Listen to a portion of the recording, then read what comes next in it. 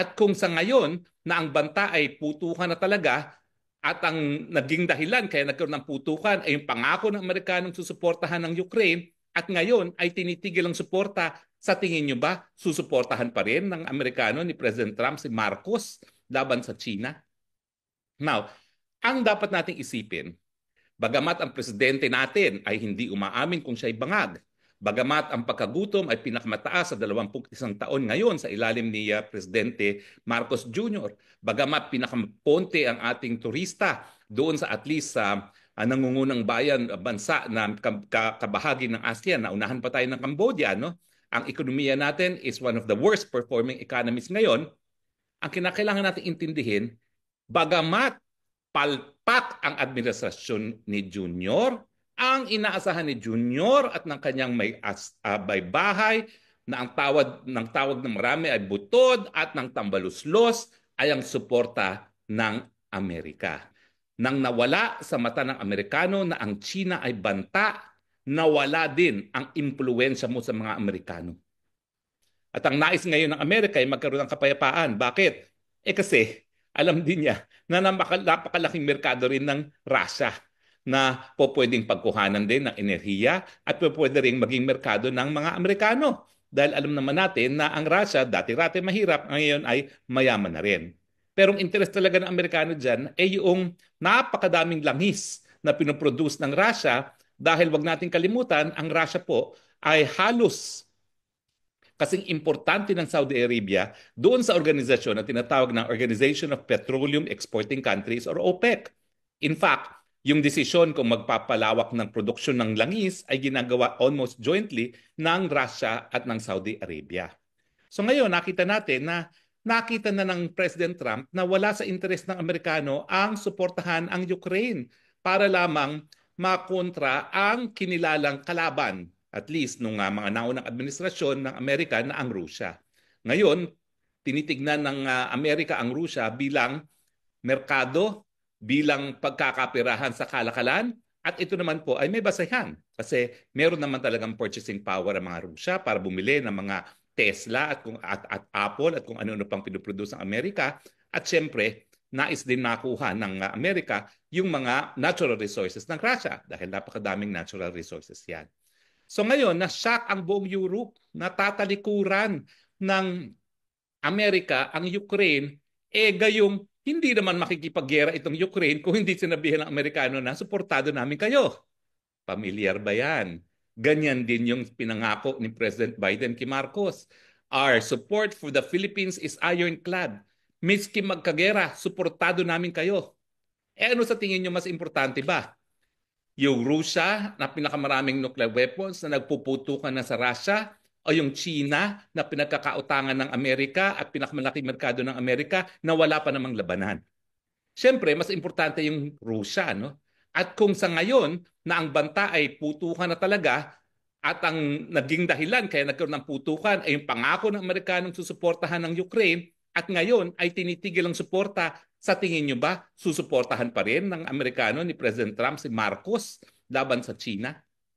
Now, ang dapat nating isipin, bagamat ang presidente natin ay hindi umaamin kung siya'y bangag, bagamat ang pagkagutom ay pinakamataas sa 21 taon ngayon sa ilalim ni Presidente Marcos Jr., bagamat pinakaponte ang ating turista doon sa at least sa nangungunang bayan bansa na kabahagi ng ASEAN, na unahan pa tayo ng Cambodia, no? Ang ekonomiya natin is one of the worst performing economies ngayon. Ang kinakailangan natin intindihin, bagamat palpak ang administrasyon ni Junior, ang inaasahan ni Junior at ng kanyang may bahay na ang tawag ng marami ay butod at ng tambaluslos ay ang suporta ng Amerika. Bakit? Dahil alas nila, kami ang nagsisilbing ang sinkable aircraft carrier laban sa China. Pero kung ang Amerika ngayon ay nais nang magkaroon ng kapayapaan sa panig ng Amerika, ng Russia at ng Ukraine, sa tingin nyo, kinakailangan pa ng Amerika ang Pilipinas laban sa China? Ang nakakatawa nga, ang Amerikanong presidente at ang kanyang mga opisyales patuloy na nakikipag-usap ngayon sa China kung paano mapapabuti pa ang relasyon ng China at ng Amerika. Samantalang ang mga Pilipino tumigil nang makipag-usap sa mga China dahil inaasahan nila na susuportahan ng Amerika ang Pilipinas laban sa China. Well, I have news for you, Marcos Jr. Wala ka nang aasahan sa Amerika. Kinakailangan ngayon sagutin mo, bangag ka ba sa pamamagitan ng hair follicle test? Ngayon, dapat harapin mo ang katotohanan na pinaka nagugutom ang mga Pilipino ngayon sa iyong administrasyon at hindi ka na makakaasa sa Amerika para sa suporta.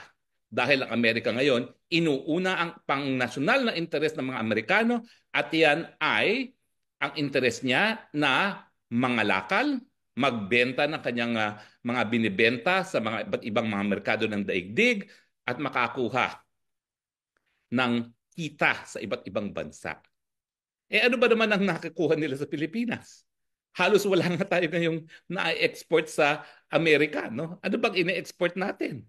Well, siguro mga semiconductors, no? Pero ang number one supplier talaga ng semiconductors sa daigdig ay ang Taiwan. Supporting role lang tayo. Ano pang maasahan nila sa atin? Wala na. Ang mga prutas naman, hindi na nila inaangkat sa atin dahil napakalayo natin. Siguro yung mga konting mga minerals natin, pero mababa na talaga ang mga pinapadala natin sa Amerika. Well, meron pa tayong mga, kumbaga, yung dati-rati pa na paminsan-minsan nag-export ng asukal. Pero ang nakakatawa nga, habang tayo nag-export ng asukal, tayo naman nag-aangkat din ng asukal dahil kulang ang supply natin. So, hindi ko maintindihan kung ano yung rational na yan. So, kung bakit tayo nag-export pa rin ng asukal, samantalang tayo nag-aangkat. Ibig sabihin, Marcos Jr., ikaw ngayon ay kinakailangan managot sa kapalpakan ng iyong administrasyon at hindi mo ka makakaasa sa suporta ng mga Amerikano.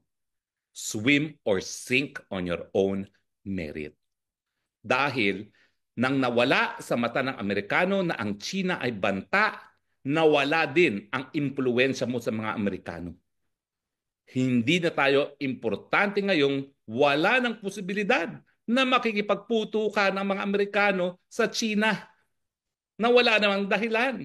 Ang Taiwan hindi sapat na dahilan yan. Bakit? Ang Taiwan talaga namang kinikilala talaga pati ng Amerika na kabahagi ng One China. Talaga namang kinikilala yan bilang probinsya. So bakit pa makikipaggera ang Amerikano kung ang China ay babawiin ang talaga namang sa kanya? At dahil wala ka ng maasahang suporta sa Amerika, kinakailangan sagutin mo ngayon ang mga pagkakautang mo sa sambayan ng Pilipino dahil sa administrasyon mo, matindi ang pagkagutom na dinanas sa mga Pilipinas, mga Pilipino, at ngayon po ang Pilipino ay nahaharap sa patuloy na pagtaas ng presyo ng bilihin, kakulangan ng trabaho at mababang sweldo. Swim or sink on your own. At ang tingin ko, dahil masakit na ang sikmura ng mga Pilipino, hindi tatagal, you will sink into oblivion. Meaning, goodbye Junior at wala ka ng aasahang Amerika na ikaw ay palulutangin pa dahil sa iyong mga pagkakabigo na mag-deliver sa iyong pangako na mas mabuting buhay sa bawat Pilipino. Mabuti po ang nangyari sa Ukraine para sa Pilipinas. Dahil wala na pong interes ang Pilipinas na gamitin tayong unsinkable warship, pwede na po natin panagutin ang palpak na administrasyon ng Marcos Jr. Pero na po, kapangyarihan po yan ng sambayanan, panagutin ang palpak na mga namumuno. Maraming salamat po sa inyong patuloy na pagtangkilik. Ito po inyong spokessambayan, Harry Roque, nagsasabi, I love you, Philippines. You're the only country that I have. You're the only country that I love. God bless the Philippines.